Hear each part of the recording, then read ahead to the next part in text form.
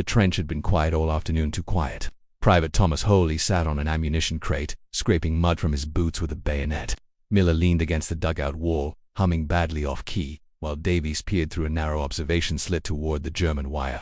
Corporal Finch had gone back toward headquarters and wouldn't return until evening. With nothing but the wind and the occasional cough to break the silence, boredom began to gnaw at them. "Well," Miller muttered, picking up a battered steel helmet, "let's see if anyone over there's awake." Thomas grinned despite himself. "You'll get it shot clean off."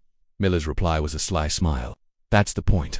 They jammed a stick into the soft earth, balanced the helmet on top, and slowly raised it above the parapet. 3 seconds. Crack. The helmet flew backward into the trench. A neat hole punched clean through it. Davies barked a laugh. "That answers that." They did it again higher this time. Cracked the helmet, spun off once more.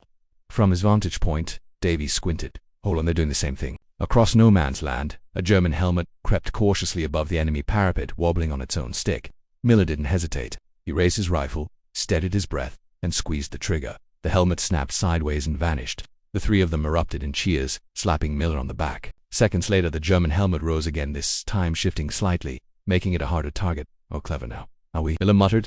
Back and forth it went, helmet up. Crack of rifle fire. Helmet down. For a few absurd minutes, the war felt like some twisted carnival game. Then the sky tore open. A shell screamed down and exploded just short of the trench, spraying mud and debris everywhere. The blast knocked them flat, filling their mouths with wet earth. Miller spat out a clump of mud and glared upward. "We were having a bit of fun, and you ruined it." Thomas wiped his face, his heart pounding, the humor gone as quickly as it had come. Dusk crept in not long after, and with it came Corporal Finch. His boots were caked in fresh mud, his expression tight. He glanced at the battered helmet lying in the trench and shook his head. "You boys, keep him busy." "Educational exercise," Davies replied. Finch didn't smile. "Get cleaned up.